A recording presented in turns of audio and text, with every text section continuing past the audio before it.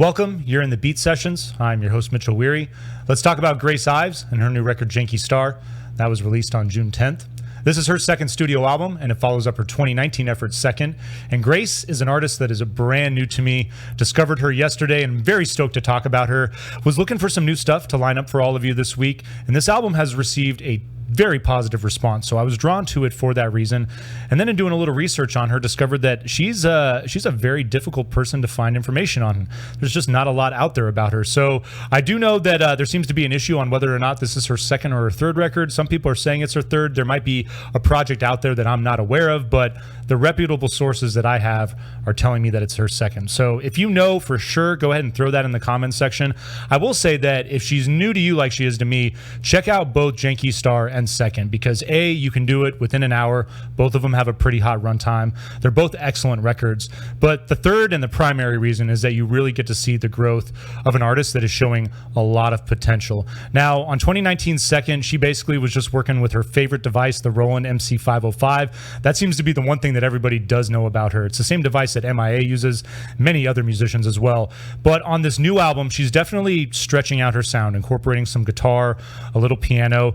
It still has the same concise, driven sound. Brevity is the word that a lot of people use to describe her music, and it's a great word to do that with. She gets to the point. There is no filler, there's no wasted space in any of her music. And what I like about her music, even on this new effort, it shows more maturity in the musical compositions, but I still feel like both projects, the music is all about highlighting these just lovely kind of meandering vocal elements that she puts into her music. She talks about the creation of songs, how she has ideas and she works with them. And she talks about how she's one of those people that just kind of sings things. I'm that same way too. I have my moments sometimes where I'm at work and I'll just sing little melodies to myself, find them kind of catchy. And you can tell that about her. You can tell that is an integral part of her songwriting process because it plays out a little bit in the albums, not in a way that's in any way detrimental. And I feel like ultimately because she writes songs that way and because all of our minds sort of work to some degree in that manner, that her music is just so relatable for that reason. It's so much fun to listen to. She has a great pop sensibility, and I think that's what I love about the name of this new record, Janky Star.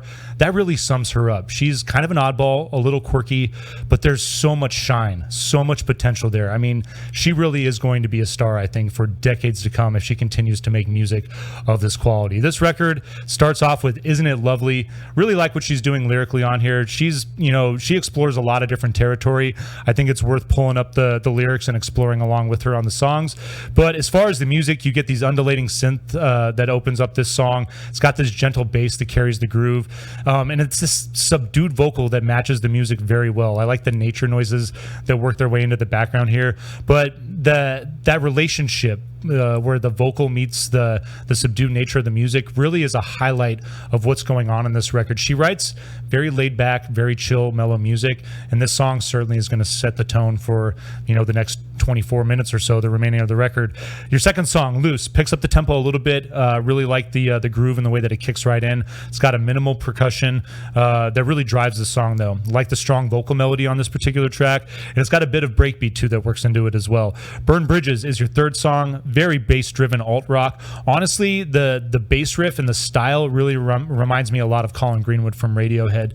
I just really like the alternative rock feel of this song with the bright, dancey synth. Excellent number here. Angel of Business is your fourth song. Simple synth and sparse beat to open this thing up.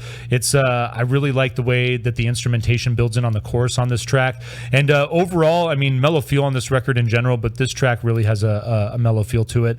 Lazy Day is your fifth song. Going to wind down the A side with this track, which is this is a fun track. It really reminds me of a lot of 90s pop that had kind of that like little bit of R&B and funk worked into it as well, a little bit of the electronic feel. And this song, it's perfectly titled. It really just feels like what it would feel like to hop in an inner tube and just drift along in a lazy river on a lazy day. Like the way that this song captures that vibe. Shelly is going to kick off your B-side. This is a really nice, energetic pop rock affair. Great way to kick off the second side of the record. It really just, honestly, this thing kind of reminded me of Olivia Rodrigo a little bit. And I like that about her. There's, Olivia's definitely got that alt rock side to her, and you know, you definitely seeing Grace work that alternative rock style into her music a little more, given that the second was really electronically driven. But we're going to get your 7th track, Back in LA, Ambient Trap. It's got this rolling bass that carries the song as well. Interesting build there.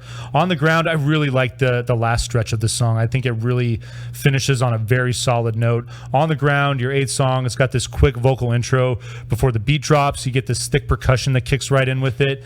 And then a really light pop-driven sound that's balanced with that.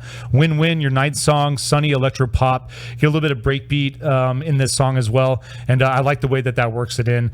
And then Lullaby, your final track, pulsating organ to open this thing up. I like the way the beat drops into this, and it's got a great melody and hook. Just an excellent album closer. I'm really digging Grace and where she's at. She definitely, I feel like, kind of taken over maybe where Mitski kind of left off. I don't know if Mitski's going to put out any more records. She kind of seemed on the fence about where she was with her career. Get a little bit of musicians like Angel Olsen with her style. I'm really digging her own unique sensibility when it comes to this pop structure. It's a sound that you can hear the inspiration, you can hear what she's feeding off of, but she's lending her own style and her own character to her music, and you can really feel that, and I'm loving this project for that reason. So we're going to give this thing a vinyl, please. Hope you enjoyed this album. Hope you find this review helpful. Please like this video, share it, subscribe to the channel, do all the things to help me blow this project up in 2022, and stay tuned throughout the week for more album reviews. We will see you next time on the Beat Sessions.